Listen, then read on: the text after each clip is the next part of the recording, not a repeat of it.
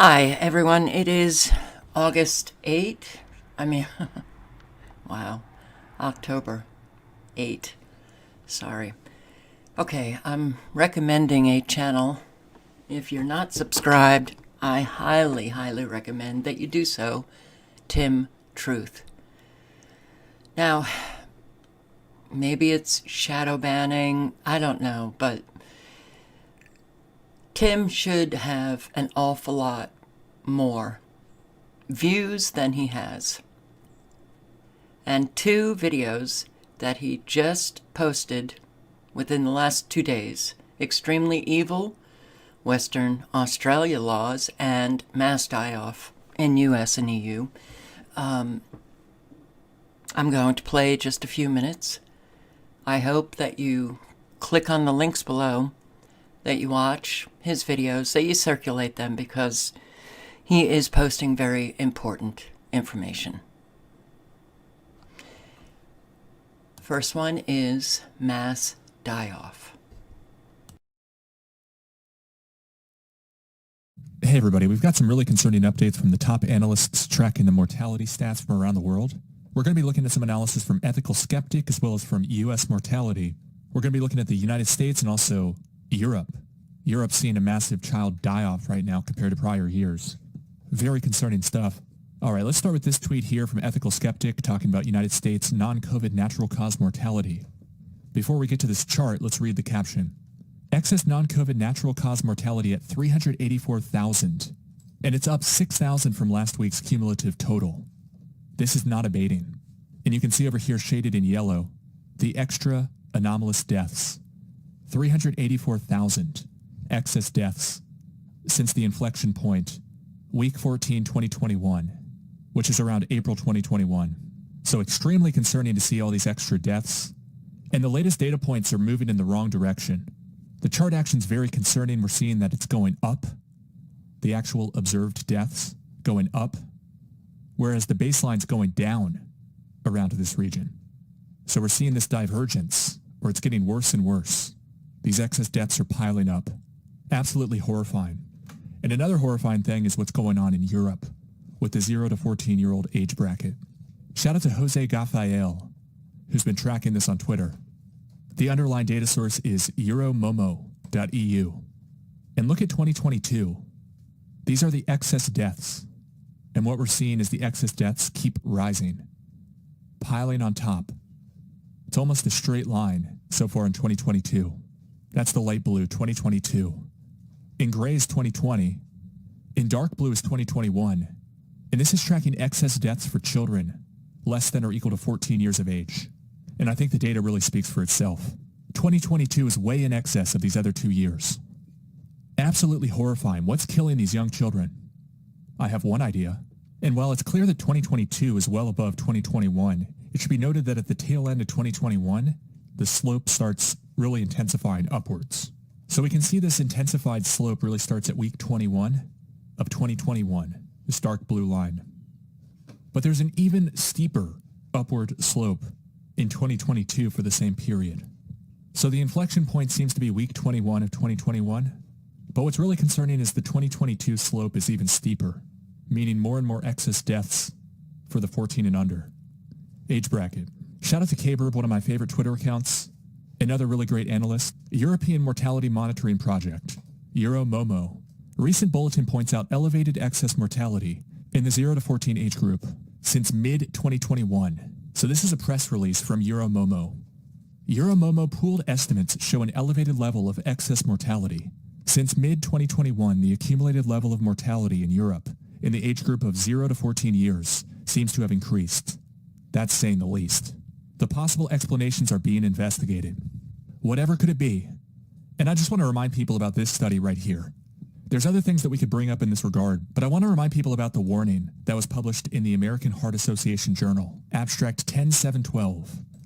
This section had to be censored for YouTube, but check the link below for the full report.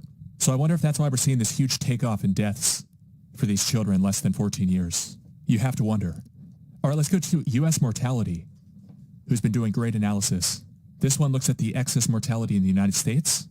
Excess mortality in the United States is now at a steady 10 sigma. So this is an interesting chart. It shows us the z-score. That's what's on the y-axis. And the chart starts from 2020, although down below we see 2019 as well, pretty much in line with the baseline. But then we have this big breakout starting in March of 2020. As soon as the WHO declared the pandemic and the protocols went into place, and we see these huge spikes. So this chart has it as a percentage, excess mortality percent, presumably over the baseline. Huge spikes. This first spike up to 40%, elevated excess mortality. This spike here looks like 45%. Then another 40% spike, September of 21, and then another 45% spike early in 2022. Then it reverted to the mean, and now it's rising again. And going back to this chart, 10 sigma. Wow. Here's some more analysis from Ethical Skeptic. Between these two mortality groups, excess non-COVID natural cause, excess non-natural cause, so deaths, last week showed 8,070 excess deaths due to unintended consequences. This is higher than 66% of the pandemic weekly deaths since March of 2020, and it does not go away soon.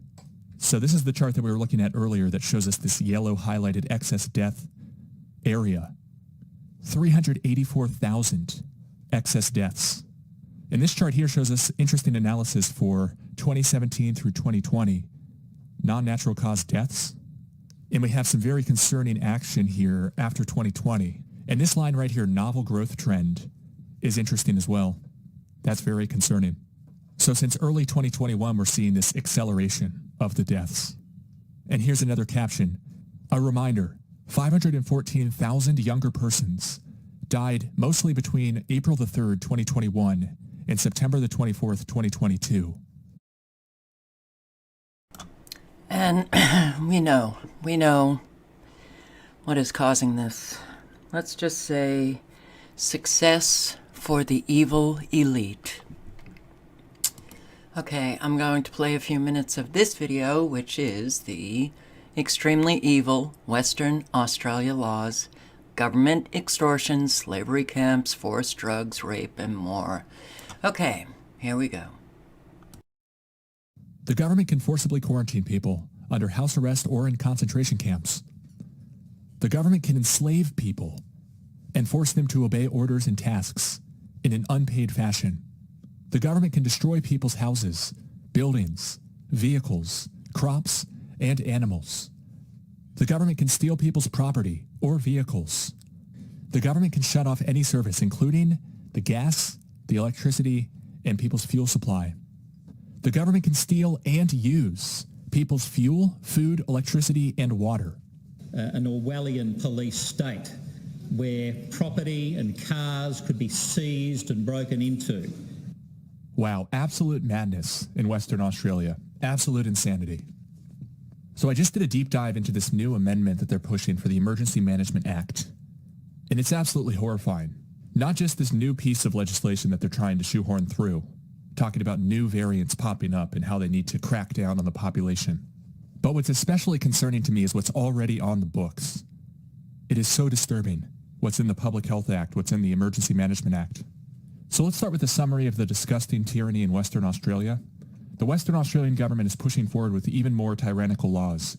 The latest assault on civil rights, a bill for future COVID-19 variants. It's almost like they're laying the groundwork for tyranny that they know they're about to announce. We have COVID-19. Who's to know, be sure that we're not going to get COVID-22 or COVID-23, a completely new variation that requires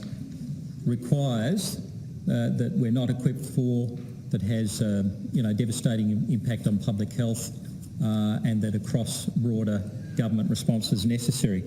And this bill is working its way through the Western Australia Parliament. Now, this new amendment in and of itself is a huge story, and it hasn't passed yet. But what's already on the books is almost just as bad, if not worse. Between this bill, the Emergency Management Act, and the Public Health Act, the threat to the public is immense. Here's a summary of what the two existing acts in this new bill encapsulate. The government can force people to submit to COVID tests or experimental so-called vaccines in clear violation of the Nuremberg Code, even if they have negative efficacy. The government can forcibly quarantine people under house arrest or in concentration camps. The government can enslave people and force them to obey orders and tasks in an unpaid fashion. The government can destroy people's houses, buildings, vehicles, crops, and animals. The government can steal people's property or vehicles. The government can break into houses or vehicles. The government can prohibit or force movement.